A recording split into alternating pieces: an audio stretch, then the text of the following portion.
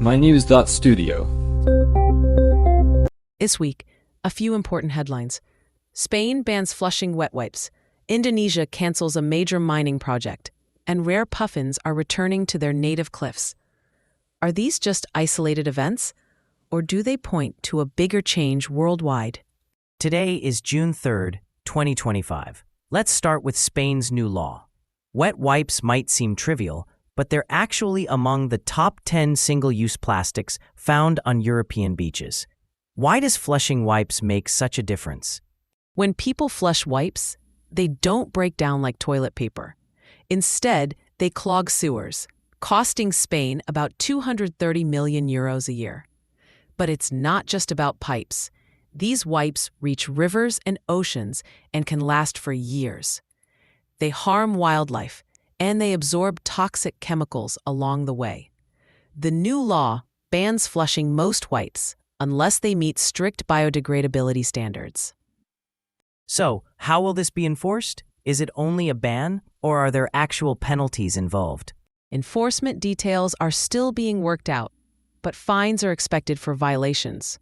What's different this time is accountability.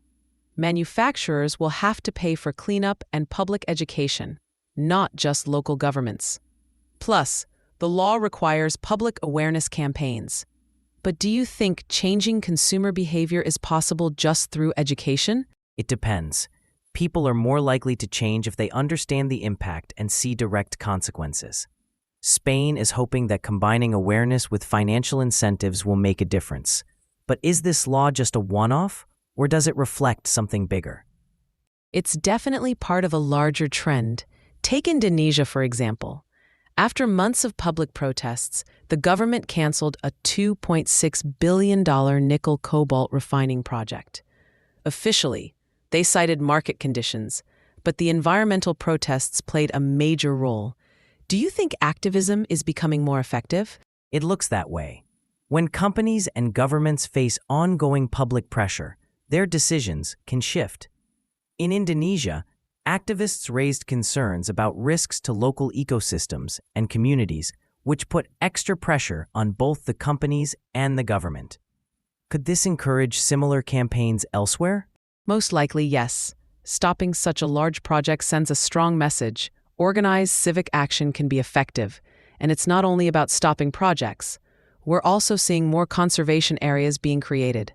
Like in the U.S., where new national monuments in California are protecting landscapes and watersheds, over 674 million acres of land and water have been protected in recent years. What's the real impact of these protections? They help protect biodiversity, support indigenous rights, and fight climate change by preserving carbon sinks. For example, the Democratic Republic of the Congo just created the world's largest tropical forest reserve, 6 million hectares. How does that compare to other reserves globally? It's enormous. As a carbon sink, it's a crucial resource for climate mitigation. It also creates sustainable development opportunities for local communities. But do these protections actually balance out ongoing threats like deforestation or poaching? Not by themselves. That's why rewilding is getting more attention.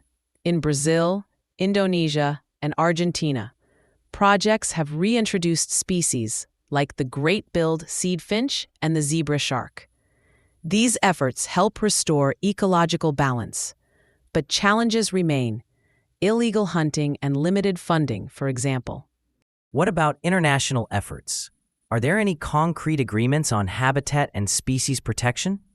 Recently, 27 countries pledged $741 million to a global conservation fund. The UN is also pushing for joint action through events like World Environment Day, which this year focuses on plastic pollution. Actual enforcement relies on national laws, monitoring, and producer responsibility, like Spain making manufacturers pay for cleanup. So we're seeing legal changes, financial accountability, and grassroots activism all happening at once. Is this coordinated enough to make a lasting difference? It's a beginning. These successes aren't isolated. They show that organized efforts can lead to real progress. The real question is whether this momentum will keep building or if it will stall. Today's stories show environmental protection is shifting from policy decisions to public demand, and we are seeing concrete results. Do you think this approach will spread to other places? Time will tell. But these recent wins offer hope, and they provide a structure for future action. From Spain's wet wipe ban to Indonesia's cancelled mine, and new reserves worldwide, the environmental landscape is definitely changing. That wraps up our conversation. Thanks for joining us as we explored these global environmental developments. Thank you for listening.